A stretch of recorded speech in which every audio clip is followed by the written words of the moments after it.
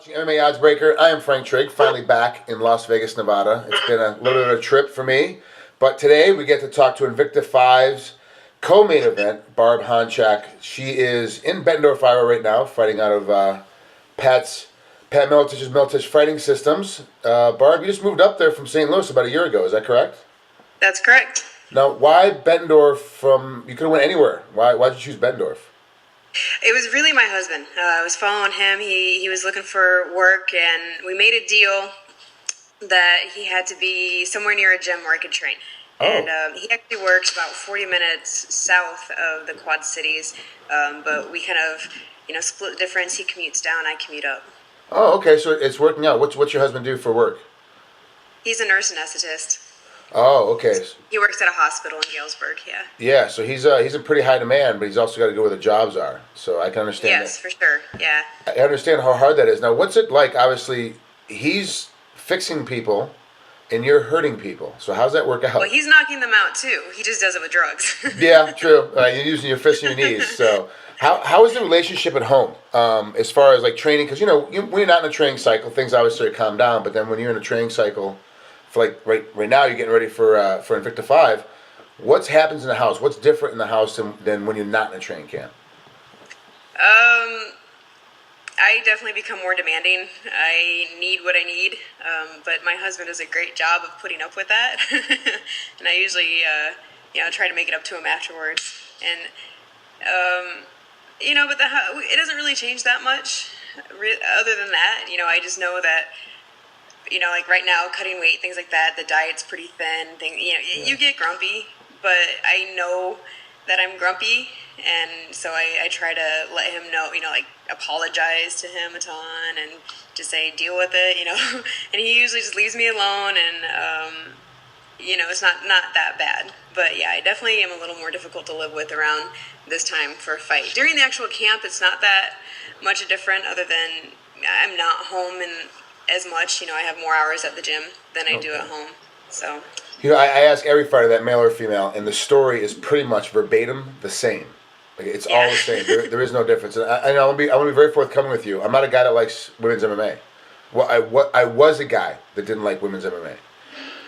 When I was wrestling, and I had Sarah McMahon and Tricia Saunders and Jessica Chung and all these great women winning gold medals and winning world medals, I didn't like women's wrestling. I just was a guy that didn't like it.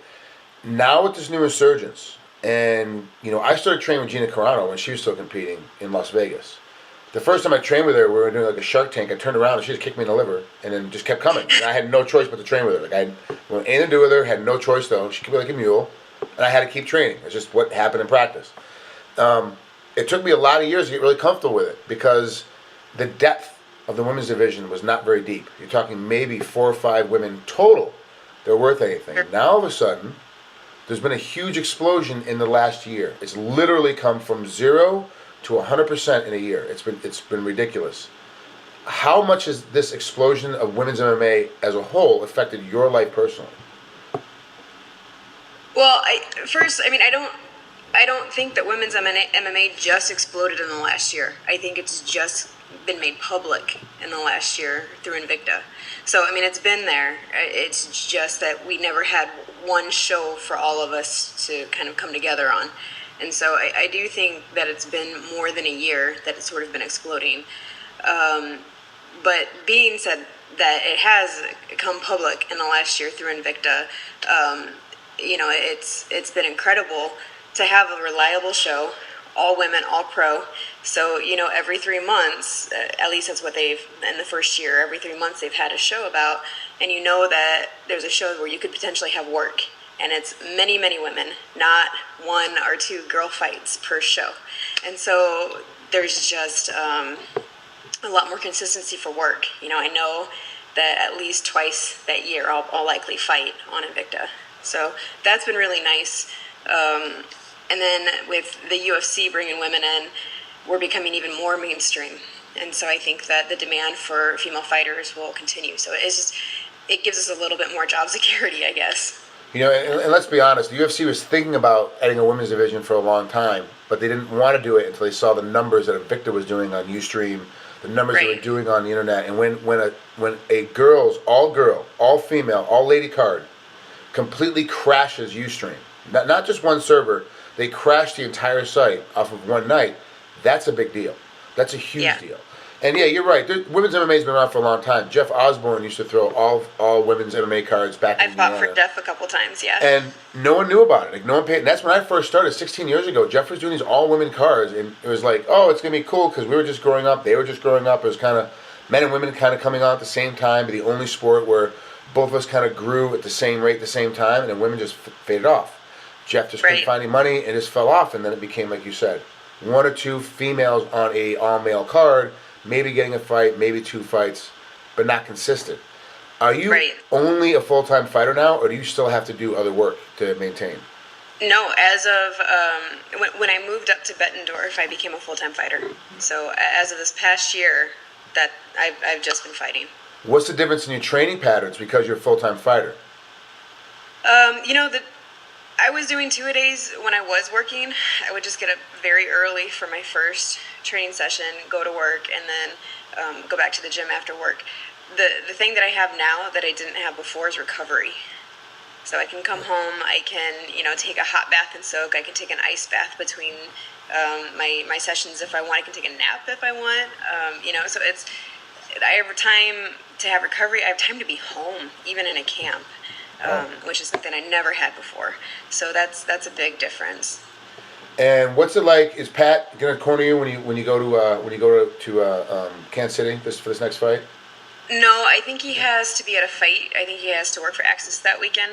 I have Junior Hernandez, and my husband has been in my corner since my very first amateur fight. So I have Junior Hernandez, who's the acting head coach at Militich's right now, and then my husband will be in my corner as well. Wow, it's pretty tough. How is it with him in the corner? What's his specific role in the corner? Because every guy's got a position. What's his position? He's my security blanket. Okay. He's my binky. He's been there every fight. He knows me. He knows kind of how to help tune me in mentally.